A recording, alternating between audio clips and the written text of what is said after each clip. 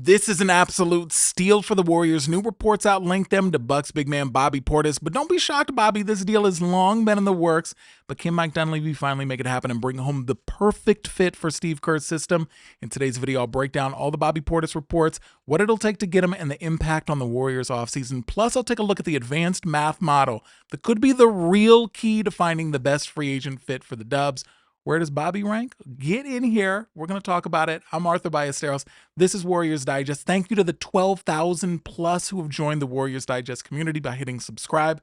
If you're one of the people in this percentage here who watches the videos on a regular basis but you haven't subscribed, hit the button. It helps the channel. You get notified when new videos drop so you can stay up to date on what's going on because things are moving fast in free agency here. Even though it hasn't officially hit yet, there is a new report out linking the Warriors and Bucks in a trade. So this comes from Jake Fisher, who works with Mark Stein. You know Mark Stein, decades-long career as an insider and reporter with ESPN. This is what Jake Fisher had to say in this report, saying team executives expect Portis to have numerous potential landing spots in the mid-level market as well, although Milwaukee would like to bring back the 30-year-old forward, sources are saying. Golden State has always been a team to monitor for Portis, who's been a notable fan, or who has a notable fan in head coach Steve Kerr from their shared days during the 2023 FIBA World Cup competition with USA Basketball. So, Steve Kerr loves Bobby Portis. Why? Because Bobby Portis is the prototypical Steve Kerr center, and this is why. Look what he does here.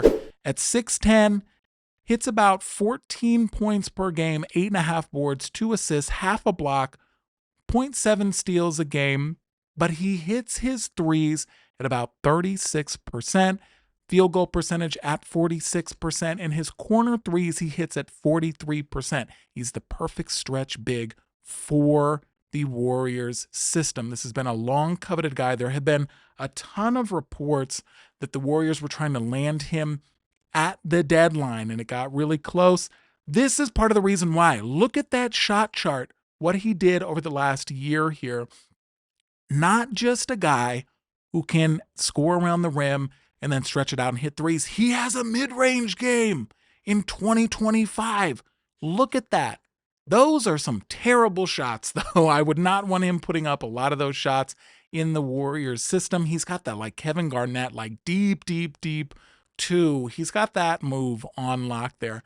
I don't love that, but it just shows you his versatility here. He can hit from anywhere on the floor and at a high percentage rate. But why is Bobby potentially on the move here? Well, look at his contract here. He's got a player option here for this upcoming year at $13.4 million. Now, as we heard in the report from Jake Fisher, he could be a candidate for the mid-level exception, which is going to be $14.1 million this year.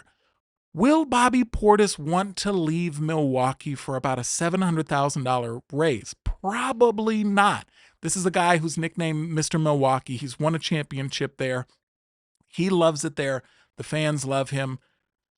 But maybe he wants a longer multi-year deal. That's what the word is in NBA circles, is why risk playing a year on the player option for less than your market value when you can go out, sign a multi-year deal. Now, for the Warriors to get this done, it all hinges on Kuminga, as everything does this offseason. The Warriors have to make a move with Kuminga first in order to get more clarity on their salary cap situation, but potentially they do have that $14.1 million trade exception that they, not trade exception, but mid-level exception this year as a non-taxpayer. Now, we're still going to have to see how things flush out with Jonathan Kuminga, because he could push them over the edge if they decide to keep him but not sign and trade him and re-sign him. That kind of changes their tax situation. So is the reality of getting Bobby Portis clear? Not really, but it is a hope. And we do know that the Warriors have aggressively tried to get him before. There's always a way to make this work. So also say he wants to go. There's a lot of speculation here that the Bucks could be blowing this thing up. There were reports earlier that they're going to hang on to Giannis, but they've been shopping Portis long before the Dame Lillard injury. Portis potentially was available at the deadline before, so we know that this isn't necessarily a championship timeline thing and that the Bucks may be on pause for about a year because of the Dame injury. this is a situation where they're looking to get some different pieces for Portis. So say he opts into the contract, but the Bucks still try to deal him. You could potentially see a deal working there for maybe Moses Moody and Brandin Podziemski, sending them over. The salaries match could work. Do you think the Warriors would give up Podziemski at this point? We know that he's Steve Kerr's golden boy, and he's on a very team-friendly deal and getting better and more respected, but we know he was off limits last year in trade discussions. We don't know this year. And if you're mad about all this speculation about trade discussions, free agency, and all of that, this is the story of your team. I'm sick of hearing people, oh, this is speculation. I don't care. Don't give me the trade news until it happens. This is the story of your team. This is if your team is working the phones, working hard to get better. This is a team with a finite window. We got about a year left. Last shot at a title with Steph. We're going to go into full rebuild mode. So speculation is what this is all about. You got to keep tabs on your team. Make sure that they're making the right moves. Make sure they're talking about the right things. And we see a lot of these things, yeah, they don't come to fruition, but they almost do. And sometimes they may not come to fruition in the moment here, but it happens later down the road, like Jimmy Butler, long rumored to the Warriors. Also, the KD stuff could be a situation here. I'm just saying. Anyway, I do want to bring something up about Bobby's scouting report. How does he fit into the Warriors? Because he's actually the perfect fit for the Warriors. I'm going to show you why. Welcome to math and how it relates to the NBA. This is a complicated formula that is used by analysts and NBA front offices to find the perfect fit for your team. How does it work? What is it? It's called cosine similarity, and it's a way to compare two things and see just how alike they are. So when you take this equation here and you apply it to the NBA, it can help you in a number of different ways. If we can get this to play and to work. Here we go. So what does it tell you? Basically, I want you to skip to the bottom here. Basically, this math helps you see how two things are pointing in the same way. So using cosine similarity, you can measure how similar two players are based on their playing style. I talked about this in my last video, but I want to show you how Bobby Portis fits in here because it's fascinating. Watch, listen, look at the numbers. These are how executives are putting these things together and targeting free agents. It's not just looking at the box scores. Come, look at behind the curtain. This is a peek behind the curtain here. So if the similarity is close to 1, that's the number we're looking for. We're looking for a 1. The players play very similar, like Steph Curry, Dame Lillard. If it's close to 0, they play differently, like Steph Curry, Rudy Gobert. If it's negative, they do opposite things. It's pretty rare in basketball data. How do teams use this? They use it to find player replacements. They compare rookies to veterans, and they cluster players by style. So what I want to do is find the perfect Warriors center using this combo of different variabilities here. We need a center who can fit the Warriors system, and this is the exact blueprint for what the Warriors look for in a center who could match their motion offense, which is a high three-point percentage, high block percentage, rebounding, they're able to crash the boards, passing, they're able to move the ball, and a defensive rating in their plus or minus and their impact on team defense. Just because the Warriors are looking for this doesn't mean they have got it yet. It's really hard to find somebody like this. They're very expensive. There's only a few of them out there, but there's guys who are under the radar who do this really well.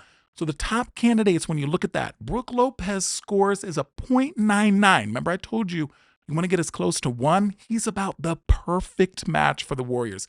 I made some videos breaking down why he and Naz Reid are both great fits for this team. Whether they can get him or not, that's a whole other discussion. Also in yesterday's video, we talked about Yabusele and how he fits in there. He scored as a .85, very close. Look who scores here as a .96.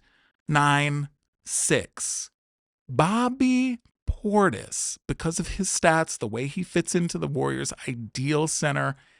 Run the math and the numbers, and the algorithm spits out he's a .96, the second closest to Brook Lopez, who is statistically, play style-wise, a perfect match alongside Steph, Jimmy, Dre, and Steve Kerr's motion offense for a big. These are the reasons why Bobby Portis is perfect. So these are just interesting things to look at because these are how teams are analyzing these guys when it comes to adding players to the team. Now, Can the Warriors get this to work? I don't know. There's going to be a lot of things that have to fall. First, the big dominoes of the offseason, like we talked about, whether Giannis is actually staying in Milwaukee is going to be a huge part of this. Where's Kevin Durant going? That's going to cause a lot of other dominoes to fall. But the Warriors will always be in the mix for Bobby Portis. They love him. Steve Kerr loves him. He wants to kiss him. Like in a very, consensual way after winning a championship. Like a kiss on the cheek. You know what I mean?